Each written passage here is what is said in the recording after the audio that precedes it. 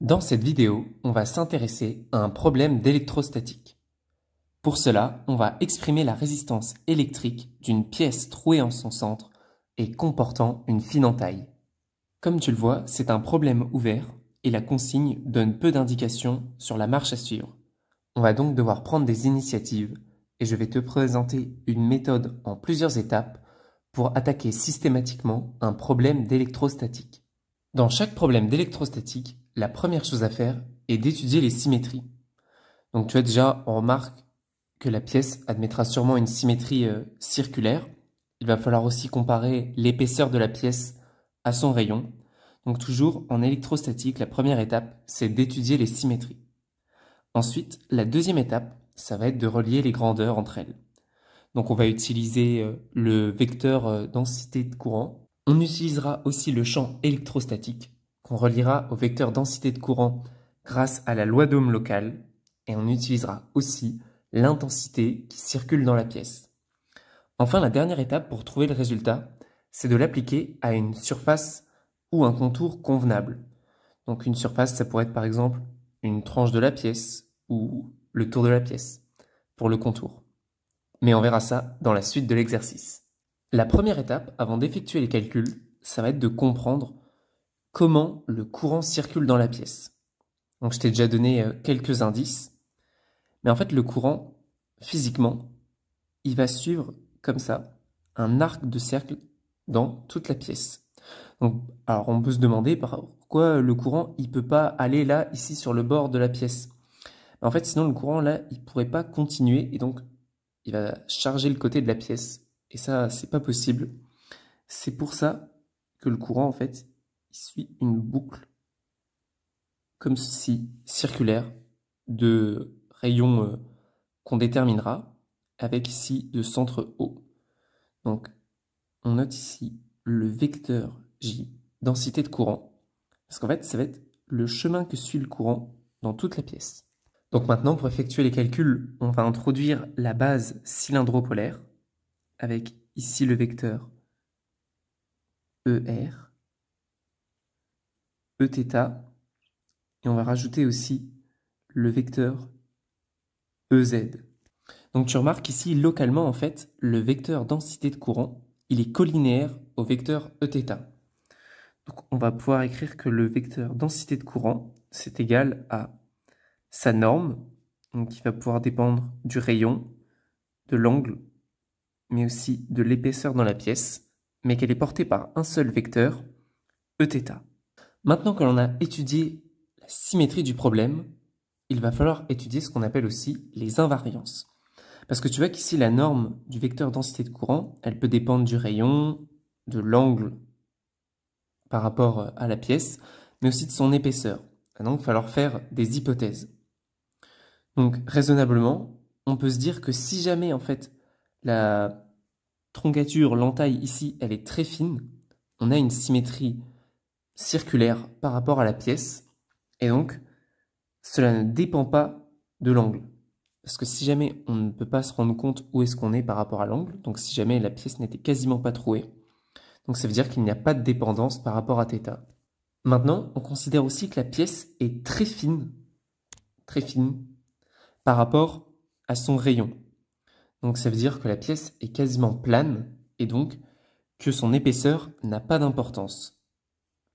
Et donc au final, le vecteur densité de courant, il dépend seulement du rayon où on se trouve dans la pièce, donc ici, ici, ici, ou encore là, et est porté par le vecteur Eθ. Donc maintenant qu'on a étudié les symétries et les invariances du problème, on va s'attaquer à la deuxième étape, relier les grandeurs. Donc pour cela, on va commencer par rappeler la loi d'Ohm locale, qui va permettre de relier le vecteur densité de courant, J, qu'on a vu tout à l'heure, au champ électrostatique E. Donc on note que J est égal à gamma E avec gamma, la conductivité du matériau. On note maintenant deux relations qui vont être très importantes pour la suite de l'exercice.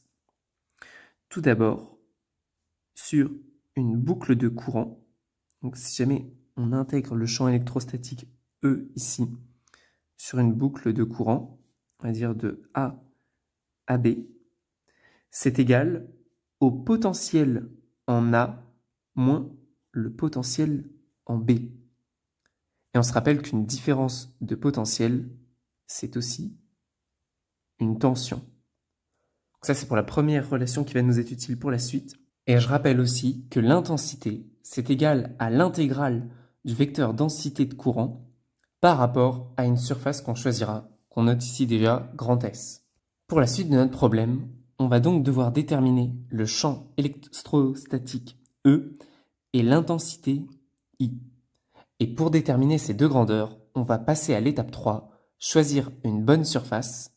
Donc tu remarques déjà que la surface, ce sera pour l'intensité, et un bon contour qui sera pour le champ électrostatique. Alors ici, j'ai refait le schéma grossièrement qu'on avait au tout début de la vidéo. Donc c'est un schéma simplifié de la pièce. Et on passe maintenant tout de suite à la première étape, déterminer le champ électrostatique. Donc pour cela, on va devoir choisir un bon contour, comme on a vu précédemment.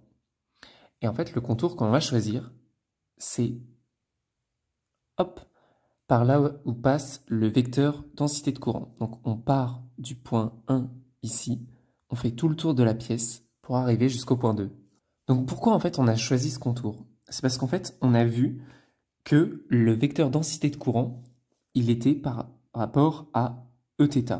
Donc ça semble logique de suivre un contour qui suit Eθ. Et on a vu aussi que le vecteur J, il ne dépendait que du rayon. Donc on va suivre un contour qui a un rayon constant pour ne pas faire apparaître cette dépendance dans l'intégrale. Et sachant que le vecteur J et le champ électrostatique ne varient que d'une constante, ce raisonnement est valable donc pour le champ électrostatique. On exprime donc le déplacement infinitésimal que l'on a choisi pour notre contour sous cette forme ici, avec le rayon constant, et donc on va intégrer par rapport à l'angle, et on suit bien un contour selon Eθ. On obtient alors cette intégrale qui est égale à cette différence de potentiel. Donc maintenant, on va intégrer donc par rapport à θ, mais il va falloir connaître la valeur de l'angle que l'on va parcourir.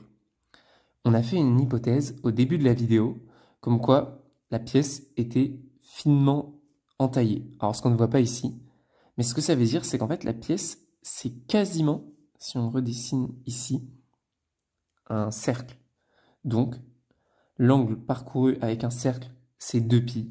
Et donc, on va prendre aussi 2π pour l'angle parcouru sur cette pièce entaillée. Donc, on intègre. Donc ici, ER, alors E qui dépend de R multiplié par R ne dépendent pas de θ. Donc, c'est des constantes. On peut les sortir de l'intégrale.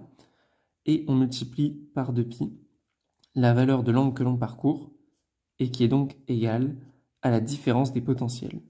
On obtient donc finalement cette expression pour le champ électrostatique. Donc ici, j'ai seulement représenté sa norme, mais on sait qu'il est porté selon Eθ. On va pouvoir maintenant passer à la deuxième étape, déterminer l'intensité qui circule dans la pièce. Maintenant, il va nous falloir choisir une surface avec laquelle on va pouvoir déterminer l'intensité qui circule dans la pièce. Donc on a vu tout à l'heure que l'intensité circulait comme ceci dans la pièce. Et là, donc la surface que j'ai déjà représentée, en fait, on va choisir une tranche de la pièce avec le rayon R1 ici et R2. Donc le R2, c'est le rayon le plus éloigné par rapport au centre de la pièce et H, l'épaisseur de la pièce. On utilise donc la formule de tout à l'heure qu'on a vue pour l'intensité qui permet de relier l'intensité à l'intégrale du vecteur densité de courant. Maintenant qu'on a choisi notre surface sur laquelle intégrer, il va falloir l'exprimer mathématiquement. Donc notre surface, elle est collinéaire au vecteur Eθ. Parce qu'en fait, un vecteur surface, quand on l'écrit comme ceci, donc là, hop, il rentre dans la feuille, il suit bien Eθ, ce qui est normal parce que l'intensité suit le vecteur densité de courant. Et donc la variation, elle s'effectue par rapport au rayon, donc porté par R, et par rapport à l'épaisseur de la pièce, portée par Z. On va donc devoir effectuer une double intégration, ce que j'ai représenté ici avec les deux signes intégrales, l'une par rapport au rayon et l'une par rapport à l'épaisseur de la pièce. Avant d'effectuer l'intégration, on remplace l'expression du vecteur densité de courant que l'on a obtenu en trouvant l'expression du champ électrostatique. Ici, c'était bien l'expression du champ électrostatique que l'on a obtenu. Et on va donc remplacer toute cette expression dans l'intégrale. Mais avant de faire l'intégration, il va d'abord falloir choisir par rapport. La première intégration que l'on effectue, c'est celle selon z, car on voit ici, dans le terme de notre intégrale, que rien ne dépend de z, et donc on intègre tout de suite par rapport à z, et on fait sortir h, l'épaisseur de la pièce. On remarque que gamma, la différence de potentiel, mais aussi la division par 2π, sont des constantes par rapport au rayon. On peut donc les sortir aussi de l'intégrale. Et il nous reste, si je mets ici le gamma, il nous reste seulement l'intégrale de 1 sur r par rapport à r. On sait qu'une primitive de 1 sur r est ln de r, et donc on obtient, en faisant la différence des deux ln, cette formule finalement. Donc on obtient ici la formule simplifiée en ayant posé U, la différence des potentiels, donc U c'est bien la tension à l'intérieur de la pièce. Mais si tu te souviens bien, au tout début de l'exercice, on nous avait demandé de trouver une résistance. Et si tu connais la loi d'Ohm, pas locale, cette fois-ci celle qu'on apprend au collège, elle dit que la tension, c'est égal à la résistance fois l'intensité. On obtient finalement cette formule pour la résistance de la pièce. Merci d'avoir suivi cette vidéo. N'hésite pas à t'abonner pour plus d'exercices corrigés de physique. Et à la prochaine!